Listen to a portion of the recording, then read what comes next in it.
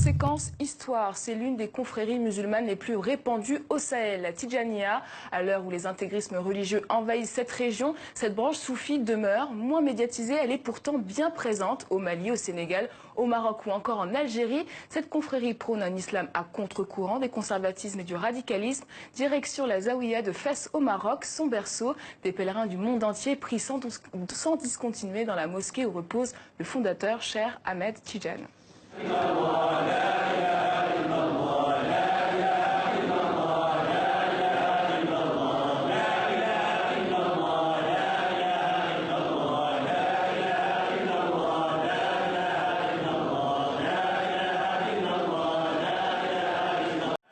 Avec nous, Slimane Zeguidour qui s'est penché sur la question de Tidjaniya. Bonsoir Slimane. Bonsoir. Alors expliquez-nous, c'est quoi la Tidjaniya?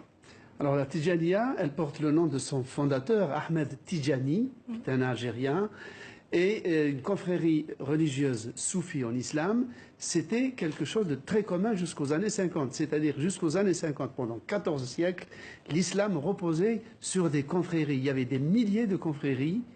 dans certaines transnationales, et la confrérie, c'est quoi? C'est un saint qui la fonde, et ce saint est perçu par les fidèles comme un intercesseur entre les fidèles et Dieu. C'est lui, c'est pour ça qu'il est censé tenir une baraka pour bénir quand il est vivant, et quand il meurt, son mausolée, qu'on appelle vulgairement un marabout, devient un lieu de pèlerinage pour demander aussi la baraka du saint, même après sa mort. Et il faut dire aussi que ses enfants reprennent aussi sa sainteté et continuent à la distiller aux populations. C'est cela une confrérie. La Tidjaniya est une des plus grandes confréries musulmanes fondée en Algérie. Elle est passée par le Maroc, ensuite elle a gagné l'Afrique occidentale, où elle a vraiment trouvé le public le plus assidu. Et justement, comment elle s'est exportée dans ces pays africains? Alors, elle s'est exportée d'abord quand elle a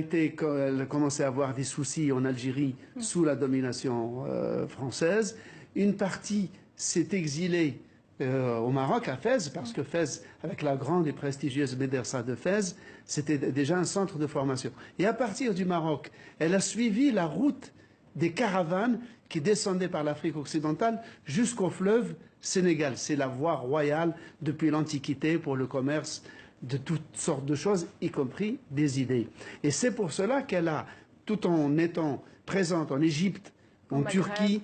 c'est vraiment autour du Sénégal, mais aussi en rayonnant vers le Burkina Faso, la Gambie, le Mali, la Mauritanie évidemment, qu'elle a trouvé son bassin naturel où elle a été adoptée, non seulement adoptée, mais enrichie par des lignées de ulama comme le Hajj Malik Sy ou le Hajj Omar Tal. Il y a eu des lignées de très grands théologiens. Et pourquoi les confréries sont importantes en islam? Parce que la confrérie, c'est quoi? C'est l'islam qui est né dans le désert arabe, qui arrive à s'adapter aux mœurs, au climat d'une région donnée. Et donc il prend les couleurs, il s'acclimate, il prend les couleurs du terroir. Il devient un islam local tout en restant universel. Et c'est cet islam-là qu'à partir des années 50, le salafisme a commencé à homogénéiser et à en abraser toutes les couleurs et pour le réduire à quelque chose d'immatériel presque. Et il y a aussi cette romance célèbre pendant la colonisation. Une aventurière française s'est mariée avec un des chers de la Tidjaniya. Oui, avec un des fils, un des enfants de Ahmed Tidjani, le fondateur dans la ville de Laghouat en Algérie. Effectivement, il l'a rencontré en France où il était plus ou moins en exil. Ils sont tombés amoureux. Ils sont revenus à Laghouat, très exactement à Ain Madi, qui est le berceau historique de la confrérie. Et elle est devenue une maraboute. Elle était considérée que c'est comme si c'était la sainteté dont avait hérité son mari, s'était répandue sur elle et elle était vénérée. Elle a créé des hospices, des écoles, des orphelinats. Et quand son mari est mort, elle s'est remariée avec un autre de sa famille et après elle est repartie en France où elle a été décorée, honorée, Légion étrangère, Légion d'honneur et donc elle reste un personnage très populaire en Algérie, chez les musulmans, mais aussi dans son pays d'origine, la France. Waaleykum wa rahmatullahi wa barakatuh. ñu ngi nuyu bokk leen ziar ñaan Yàlla subhanahu wa ta'ala mu defal ñu tawfiq defal leen ko. Waa vidéo ñoom la bokk ëndaale li tam indi ko rek mooy ngir ñu def ci ab réflexion ndax nit dafa am lu ko yàlla subhanahu wa ta'ala jagleel muy xel bokk na ci xéewal yi gën a nama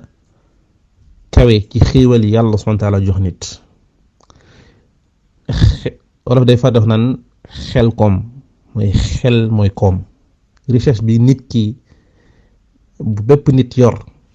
richesse bi gën a mag ci richesse nit ki yor mooy xelam te loolu mënut doon richesse loolu nit ki daf koy utiliser nit ki soo demee ba sa xel dootoo ko utiliser dootoo xalaat ci sa xel woowu xamal yaak mala yi ñoo yem wala mala yi daal lay tane moo dafa baax na nit ki yenn saa yi muy teg mbir yi ci kaw table di ci réfléchir partie d'une réflexion mën nañu ñëw conclusion yi mën na wute mais daal nit ki na réfléchir parce que vidéo bi dafa am ay mbir yu bari yu muy firndeel mooy nit ki dafay réfléchir pourquoi à chaque fois ñi nga xam ne ñooy noonu lislaam yi gën a mag ci jamono jii nii ak ci jamono yu weesu ñi nga xam ne dañoo weddi yonent bi sallallahu alayhi wa sallam bañ lépp loo xam ne yonent bi indi na ko jàpp ne da ay compte valeur la jàpp ne dafa wuteeg des valeurs universelles di ko xeex ci anam yépp ñi nga xam ne dañoo ñëwoon noot ñu te bañ ñu noot ñu li njëkk bëgg a xeex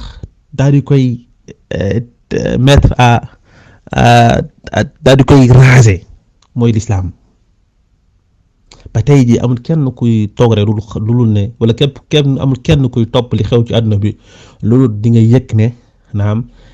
am na ñuy xeex l'islam xeex bu méttee ci anam yëpp waaw lu tax léegi rek ñooñu nga xam ne ñoom ñoo nekk ci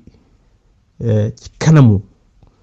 ñuy xeex l'islam lu tax à chaque fois foo leen déggee ñuy wax rek dañuy tagg dañuy gërëm dañuy yëkkati lii nga xam ne mooy as-suufiya waaye du yem waxuma sax suufiya kase waaye dafa am ab tariqa boo xam ne ci suufiya moom lañuy gën a te tagg mooy tariqa tijaaniya mais loolu dañu war a réfléchir lan moo ko waral lan moo waral loolu la chaque ne soo demee ci l'islam am nga tontu bi yàlla subhanahu wa taala dafa wax yonent bi sallallahu alayhi wa sallam ci lu leer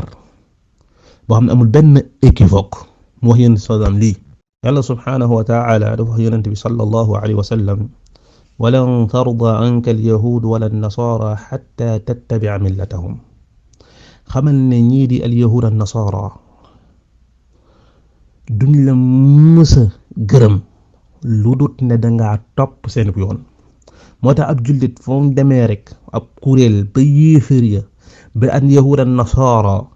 ba monde occidental di la gërëm rek xamal ne wàcc nga yoon yonent bi salaam topp nga seen yoon te ñoom seen yoon lan moo ko lal yàlla war na li ko lal seen yoon mooy lan mooy bànneexu bakkan moo tax yàlla ne ko soo demee ba topp seen bànneex yooyu ginnaaw la yàlla subhanahu wa taala indi ci ak njub xamal ne kenn du la xettali kenn du la dimbali ci mbir yàlla sunu borom kon nga xam ne la chaque réponse mu ngi ci alquran mooy ne ñii la moo tax ñuy gërëm li nga xam ne mooy tasawuf di gërëm tijaan yi mooy dañoo xam ne seen intérêt ñoo ko mën a doxal seen intérêt mooy dénaturer l'islam seen intérêt mooy défigurer l'islam seen intérêt mooy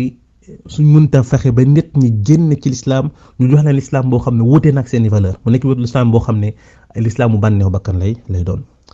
waaye li ma gën a yitteel ci vidéo mu waaye dafa tudd benn point bu am solo ci soir boo xam ne dañ koy war a taxaw seetlu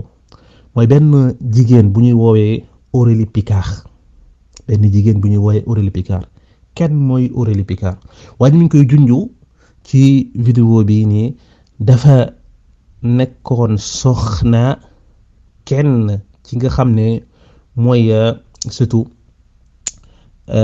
seen ki nga xam ne moo fondé tariqa tijaniya te sët boobu nekkoon kenn mooy xalifa général des tijaan ci jamonoom kon kan mooy Aurélie Picard boobu noonu ak lan mooy histoire am ak ban relation la am ak nga xam ne mooy tariqa tijaniya mu nekk benn point de réflexion boo xam ne war jàpp na ne ku nekk war nga ci réfléchir ndax dafa am ay mbir yoo xam ne dundoon nañ ko ci fan yee ca kanam mooy amuñu ci tontu ay saaga lañ ci am ak ay xas rek waaye amuñu ci benn tontu boo xam ne bu scientifique boo xam ne dañuy ñëw indi argument contre argument ay saaga lañ am rek mais indi nañ fi ab lettre boo xam ne xalif général Tidiane ca temps colonisation bindu ab lettre di wax ñi leen représenté Tidiane yi ci leen dëkk ya rawatina Sénégal ngir ñu daal di lakk daal di ànd ak tubaab yi daal di leen di jàppale ci seen colonisation indi woon nañ fi tamit lu yàgg ay archives yu wane ay nit Sénégal xam ne leen décoré jox leen légion d'honneur yu bind ay textes di wax ne tubaab bi suñuy maître la leen war a déggal ku leen déggalul wàcc nga yoon l'islam ila axiri yi li yëpp soo ko boolee dafa am benn logique bu muy suivre dafa am benn dangay gis ne kon lépp sa logique moo tax histoire kii nga xam ne mooy Aurélie Picard bii nii daal di am solo te waa ji daal di koy junj ko ci biir wax ji parce que tudd na ko kon kan mooy Aurélie Picard kan mooy Aurélie Picard Aurélie Picard nee na ñu ngi judd 1849 12 juin 1849 ca Haute-Marne Montigny-le-Roi li ñu gën a yitteel sa nekkoot mooy parcours am ci soo defee tuuti recherche dañ gis ne dina am wax yu concorde ci moom ne dafa nekkoon koo xam ne nekkuloon ci milieu social boo xam ne bu kawe la mooy ci milieu bu modeste la nekkoon amoon ay ambition yu bari waaye milieu social mënu ko woon permettre mu réaliser ambition yooyu noonu papam tamit koo xam ne servir na li nga xam ne mooy la France surtout ci li nga xam ne mooy colonisation bi en Algérie mais li ñu gën a yitteel ci Aurélie Picard bii ni mooy dafa nekk koo xam ne dañ koy màggal ci tariqa tijaaniya Aurélie Picard mi koo xam ne dañ ko jàppee ab sainte ci tariqa tijaaniya la koo xam ne dafa occupé ay postes yu kawe ci tariqa tijaaniya la mais naka la kon Aurélie Picard mi naka la mën a nekk ab sainte ci ab yoon boo xam ne yoonu l'islam la dane yoon mooy bi nga xam ne moo ñëw di sauver nit ñi loolu mi ngi tàmbalee kon bokk nan la tàmbalee nekk ab sainte ci ñoom mi ngi amee ci ab sëy bu mu sëy ki nga xam ne mooy Si Ahmed Tidjani ñoom nag ñu ngi tase ci Bordeaux ci 1870 Si Ahmed Tidjani boobu noonu lan la wut Bordeaux soo demee ci source yi da nga gis ne ñu expliqué à un moment donné les tariqa tijaniya ay alliés la ñu leer ak li nga xam ne mooy colonisation mais à un moment donné am na yenn rébellion yenn yoo xam ne amoon na ci ñenn ci tariqa bi neexu leen woon am na yenn mbir yoo xam ne doon nañ ko doon leen naqari am na ñoo donc ci lañ jëloon si Ahmed Tidiane ak rakkam yóbbu li nga xam ne mooy France am na ñoo wax leneen waaye ci Bordeaux daal le source yëpp concorde fa lañ xamante ñoom ñaar mooy kii di si Ahmed Tidiane ak ki nga xam ne mooy Aurélie Picard bii nii ca lañu xamante daal di ñu daañu bëggante ba ñu bëggante mu ñaan ko baayam baay gi d'accord na waaye dafa ay conditions yi moo ñu gën a yitteel mooy bi suñu jiit mooy ne mariage bi dañ koy célébrer selon code civil bi nga xam ne moo nekk Alger et ça yooyu noonu ñi nga xam ne ñoo ko yor mooy les français beneen bi mooy Aurélie Picard mii nii dafay des ci diine chrétienne Aurélie Picard ab chrétienne la woon beneen bi mooy dafay fase ñetti soxna yi nga xam ne amoon na ko mooy dafay fase ñetti soxna yi mu amoon mu fase ñetti soxna yëpp mooy du nekk ci li nga xam ne mooy polygamie ci noonu mu accepté li nga xam ne mooy mariage bi mook Aurélie Picard naama ñu ànd daal di dellu fa nga xam ne mooy Algérie soo demee ci mémoire Afrique du Nord dañ fa fekk benn page boo xam ne ñu ko consacré mooy Aurélie Picard mu ci tudd mariage nu demee ak engagement nga xam ne si Ahmed jël na ko balaa mu ko takk am na benn mbir boo am solo benn portrait bu ndaw boo xam ne jar na lire pour nit ñi daal di koy am benn mbir bu ñu saisir mooy ne que Aurélie Picard mi sooy seetlu bu baax trajectoire mu ne kii que ce soit mbir boobu nañ ko waxtaane wala boog loo xam ne dafa ñëw naturellement été investi d'une mission moo tax mu ne femme de caractère Aurélie Picard a osé vaincre nombre de tabous d'une loyauté parfaite elle a été fidèle à son pays à l'homme qu'elle a aimé au sien à sa foi quand nous elle est restée loyale à la France elle a mené une action bienfaitrice auprès des populations au milieu desquelles elle a vécu et elle a agi efficacement pour une meilleure compréhension entre ces populations et la France te loolu dafa nekkoon loo xam day faciliter day yombal li nga xam ne mooy diggante France pour mën a mener à bien sa colonisation kon moom benn genre nekkoon na genre intermédiaire entre la France les mooy tariqa bi ak population bi am na ñu bari gëmoon nañ na nekkoon nañ ci tariqa boobu noonu bokk na ci soo demee ci suuf di gis ne moom mi ci moom la ñu vaincre naam kii nga xam ne mooy Abdul Qadir xam ne suufi la woon doon na ji à un moment donné muy xeex ak ki nga xam ne mooy tubaab yi doonte amoon na ay relation ak franc-maçonnerie moo tax histoire beneen mbir la waaye tariqa tijaan lañ ko xeex moom nekkoon na ci lettre bi nga xam ne andi woon nañ ko fii keroog ci mariage mi ngi tudd naan si Ahmed croise souvent à l'hôtel Aurélie les bras chargés de pigeons voyageurs qui apportent chaque jour les messages du gouvernement. Il finit par la demander en mariage. Le père d'Aurélie n'est pas opposé à ce projet, mais avant que ne s'engage des pourparlers, il demande à si Ahmed certains engagements. Le mariage sera célébré à Alger, le premier engagement bi. Beneen bi selon le code civil nga xam ne 100 000 francs ñoo fa nekk mooy fay marié Alger. Aurélie aura toute liberté de demeurer chrétienne mooy kii di Aurélie moom liberté daal di des ci diineem mooy diine christianisme. léegi ki mu la wax ne waaw dagan na jullit daal takk ab chrétien ahlu kitab loolu la chèque ne mooy li wér donte am nañu koy yéema naan ahlu kitab jamono changé na ila axiri di tegtalo yenn waxu saxaaba yi donc loolu tax ñu di waaye li wér mooy nit mën naa takk ahlu kitab yahud ak nasara waaye problème bi mooy ab chrétien boo xam ne dañ ko jël léegi def ko ab sainte ci ab tariqa loolu mooy problème bi beneen mbir ba mu daan ne mu teg ci mooy beneen engagement si Ahmed répudiera ses épouses et s'engagera sans réserve à la monogamie beneen mbir mooy ñetti jabar yi amoon na ñetti jabar mu ko ñetti yëpp dañ koy fase engagé wu ci monogamie loolu tamit dafa benn mbir boo xam ne dagoon ci lislaam mooy li dagan ci lislaam mooy jigéen mooy yéen boo xam ne daganal ko mooy yéen fuqaha yi gis nañ mën na nekk mooy mu def charte du mu am wujj su ko góor gi nangoo da ko war a respecté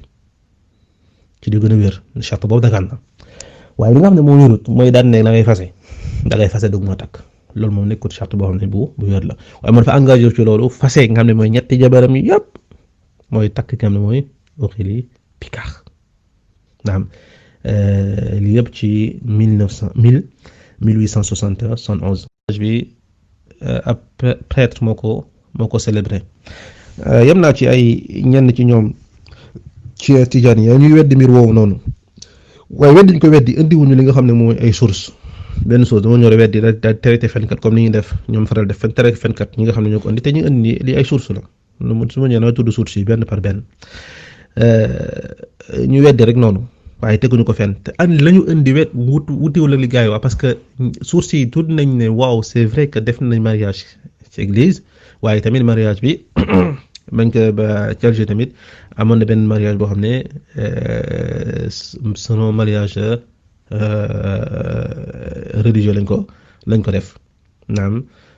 am na ñoo xam dañ koy indee dañoo def mariage chrétien bi après am bénédiction naam kenn ci jamono jooju seen imam ya am na ñoom dañoo def mariage bi nga xam ne mooy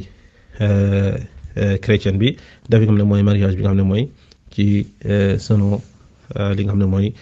ñoom nañ jàppee mariage yi mariage ci diine kon suuf si tudd nañ bel et bien ci ne dañoo marié wu selon li nga xam ne moom mooy mariage boo xam ne prêtre moo ko dirigé loolu c'est logique dans le sens où cette femme là était chrétienne amul lenn loo xam ne wane ne moom dafa bëggoon a renoncer ci christianisme au contraire naam kon moom lay woowe ne muy ba tey sur su yoon ne moom lañ doon woowe Lala Yamina yenn saa ñu ko waxee madame Aurélie ba tey moo tax na après la mort de si Ahmed en 1897 Aurélie a contracté un mariage blanc avec son successeur Bachir kon ba seen xalif général ba faatoo ak daal koy wutu di Bachir nu mu def moom dafa sëy ak moom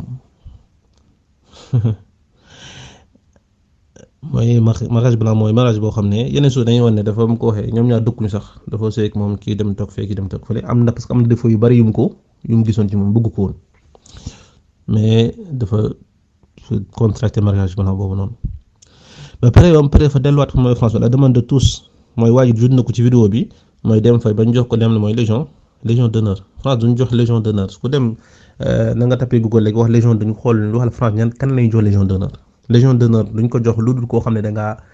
apporter da ngaa liggéeyal patrie bi dam benn service duñ ko joxee lu dul service rendu à la nation kon la sainte bi nga xam dañ koy vénérer ci tariqa tijaniya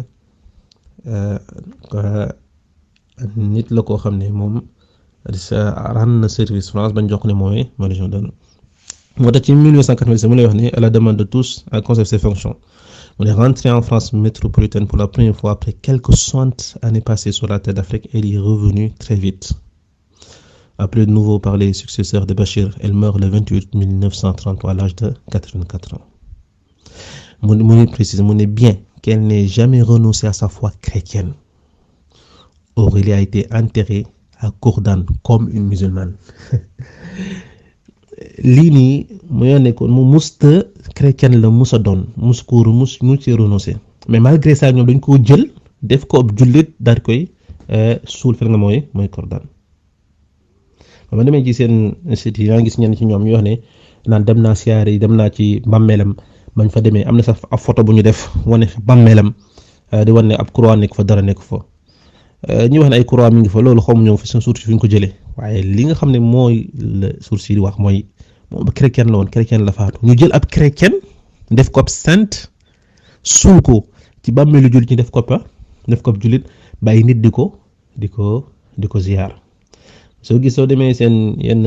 yi ñu bind yenn article bind nañ ko di tontu ñeneen ñi wax ci ndaw si te duñ ci indi benn source buy démentir li ngay wax da ngay gis ne niñ koy yëkkatee ab jullit ab macha allah nañ koy taqdis comme ni ko waa ji daal di tuddee ndax sëy nag kon kenn ci seen xalifa yi kenn kam nañ ko am ñoo dañoo jàpp ne c'est sëtub Cheikh Ahmed Tidiane la kon leer googu noonu moo ñëw ci moom bañ def ko sainte kon fii ni muy wax leer ne mus renoncer à sa foi chrétienne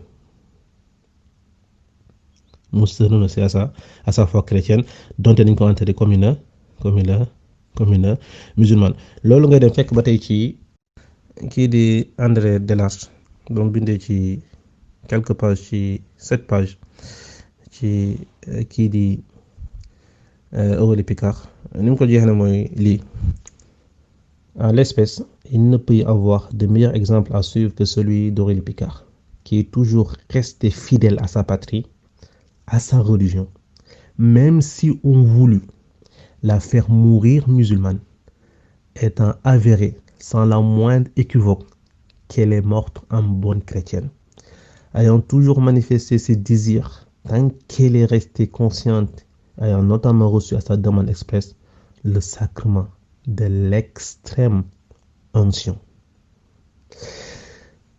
kon muy wax fii nii moom dafa resté toujours dafa nekkoon comme dafa fidèle à sa patrie mooy la France, à sa religion mooy le christianisme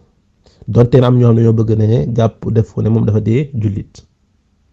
dina amul benn lenn luy weddi loolu ne moom dafa ba muy dee ab chrétien la woon boo xam ne dafa ba muy faatu dafa doon laaj mooy dafa bokk na ci ay volonté mooy ñu defal ko leen mooy extrême onction moom lañu defal mooy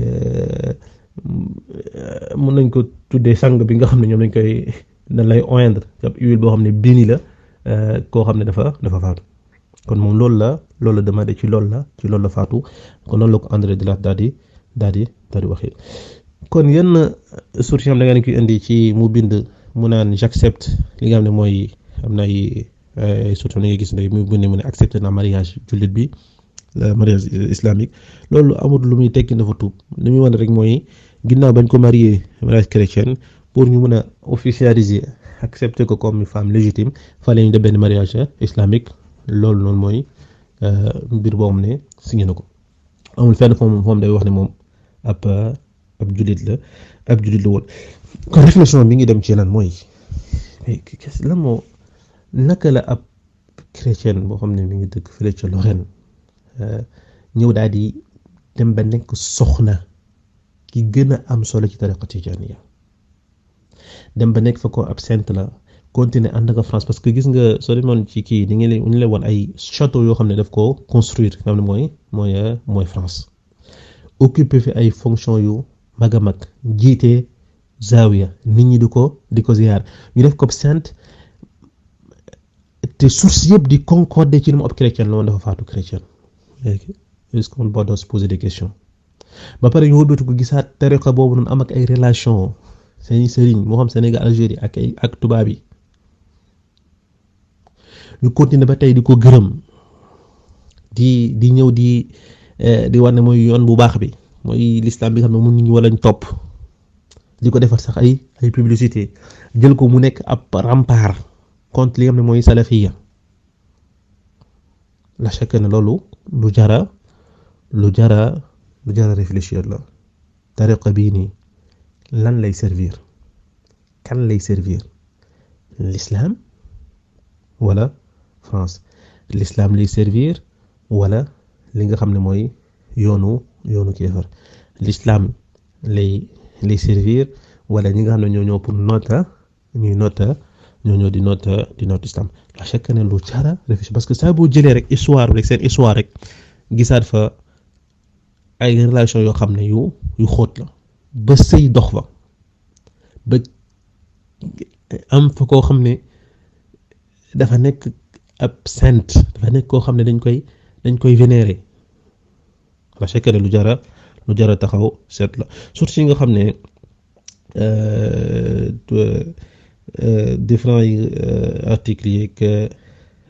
épiques nga xam ne gis naa ko tur nañ ko bari am yoo xam ne sax jot naa ci dellu bokk nañ bi gën a siiw mooy bi ñu tuddee Aurélie Tidjani princesse des sables bu Marthe Bassem wala Aurélie Picard bi nga xam ne kii moo ko bind Élise Grosnier wala Djebel Amour mi nga xam ne kii moo ko bind Roger Frisson wala bi nga xam ne José Lenzini moo ko bind mu tudd Aurélie Picard princesse Tidjani ak yeneen source te loolu yëpp ñoom dañoo concordé ci lan ci mooy mariage bi ni mu amee mooy condition am ne seen waa ji accepté na ko beneen mbir bi mooy ne ndaw si chrétien la woon dafa faatu chrétien suul gi ko ñëwee suul bëgg ko defu pa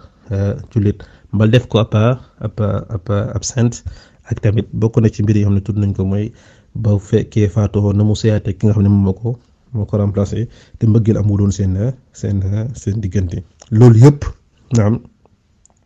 mooy histoire bi nga xam ne am nañu diggante kii di Aurélie Picard ak tariqa li mooy tariqa tijaniya encore une fois lan moo waral pourquoi colon nga xam dafa ñëw ngir piller ñu dafa ñëw ngir daal di ñuy lépp loo xam ne ñun mën naa tax ñu mën ñoo tudde ay nit moo xam civilisation mu ñu daal di koy dindi ñoo def tableau rasa rey suñuy buur violer suñuy jigéen sàcc sunu alal indil ñu ak kéefër jéem a écraser l'islam suñuy dëkk seen xarit wi gën a mag kañuy goro lool seen alliés yi gën a mag mooy tariqa tijaniya ndax am nañu droit réfléchir ci ndax am nañu droit poser ay question ci tariqa bi wala sunu xel dañ ko war a jël sànni fële ne duñ ci wax duñ ci xalaat duñu interroger li nga xam ne mooy histoire te ñàkk xam histoire ñàkk xam li xew waral na ñi nga xam ne ñooy askanu tariqa bi dañuy rëy làmmiñ lool duñu fekk ay nit ñu set wecc ci mbir yi ñu leen koy attaqué xam naa ñàkk xam seen mbir yi moo tax ndax dañ leen faral ñoom lu bari ñu ñëw di attaqué salafiya di leen tuumaal mbir yoo xam ne mënuñoo indi source mënuñoo indil ne fii la nekk loolu ay wax rek mënuñoo indil ne fii lañ ko bind ci historien yi déedéet day ñëw di inventé rek ay comme ni ko defee fan yii seen waa jooju noonu lii di salafiya ñi ñoo ko formé et cetera ay waxi kase mais su leen wooyee réflexion ci mbir yoo xam ne ay source la yoo xam ne yu tangible la te amut lu koy ñëw di ko dindi indigul ñoom lu koy dindi doo am lu dul ay saaga ñun nag duñu accepter nekk ay mala ñu yàlla daf ñoo jox xel ñuy xalaat bootu mbir yi dafa war a taxaw daal ci daal ci xalaat kon vidéo bi en général li moo tamoon di ko mooy waa ji lii mu junj nii mooy histoire Oli Picard bi nga xam ne sëy nag seen awliya yooyu noonu nekkub chrétien nekk ko xam ne dañ ko nekk defub sant seen tariqa te li nga xam ne moo feeñ ci téere histoire yi mooy ne ndaw sa moom ab chrétien la woon te ci christianisme la faatu jusqu'à preuve du contraire su amee preuve yu wane le contraire ñu daal di koy indi. Asalaamaaleykum wa rahmatulah.